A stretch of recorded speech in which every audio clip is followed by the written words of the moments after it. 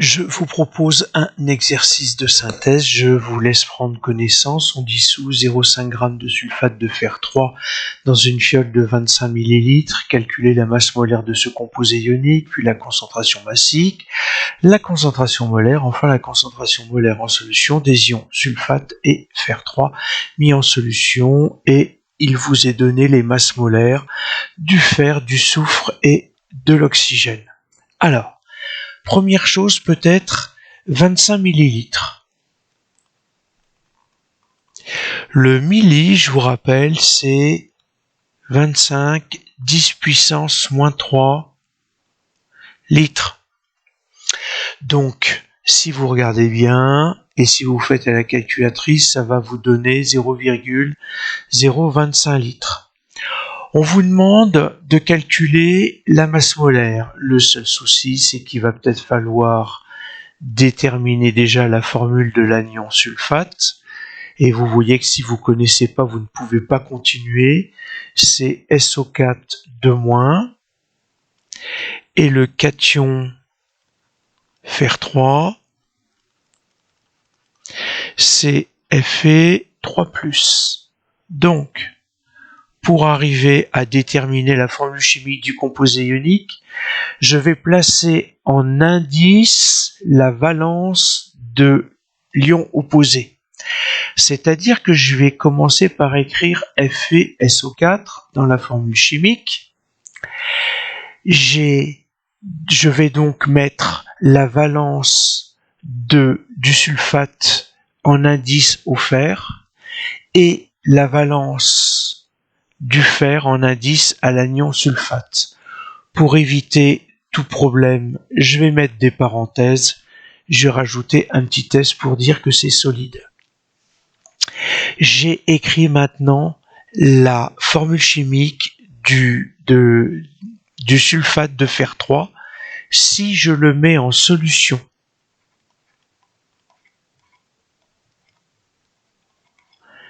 Donc je le mets dans de l'eau à l'état liquide. Il va y avoir dissolution, dissociation des ions, et je vais avoir 2 Fe3+, plus 3 SO4 2-, qui se trouve en solution aqueuse dans l'eau. L'eau étant le solvant, c'est une solution aqueuse, c'est pour ça que je mets un petit A, petit Q en indice au fer et au sulfate, au fer 3+, au fer 3 et au cation fer et à l'anion sulfate, cation fer 3. Je vais calculer la masse molaire de Fe2SO4 3 fois. Donc pour ce faire, je vais calculer 2 fois 56, 2 fois la masse molaire du fer, plus 3 fois le soufre, plus 4 fois l'oxygène. Et tout ça me donne 400. Donc vous verrez à la calculatrice, donc j'ai une masse molaire de 400 grammes par mol. J'ai tous les éléments maintenant pour pouvoir calculer la concentration massique de Fe2SO4 3 fois. C'est la masse de sulfate de fer 3, 0,5 divisé par 0,025. J'obtiens donc une valeur de ce rapport de 20 et j'ai des grammes par litre. J'ai bien une concentration massique de Fe2SO4 3 fois. Je vais calculer la concentration molaire du sulfate de fer 3. Donc je vous rappelle, la formule, c'est le rapport de la concentration massique, ce que je viens de diviser par la masse molaire, c'est-à-dire 400.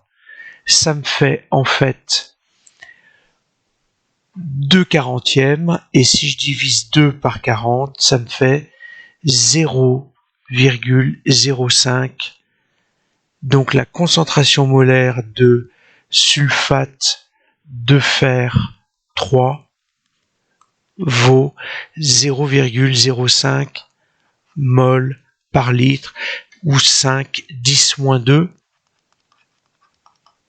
mol par litre.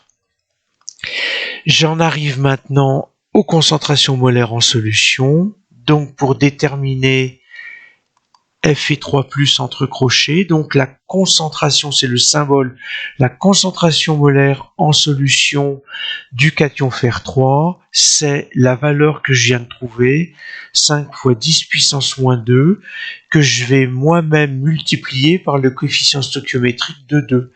Donc ça me fait du 10 × 10⁻², soit du 1/10⁻⁻1 mol par litre.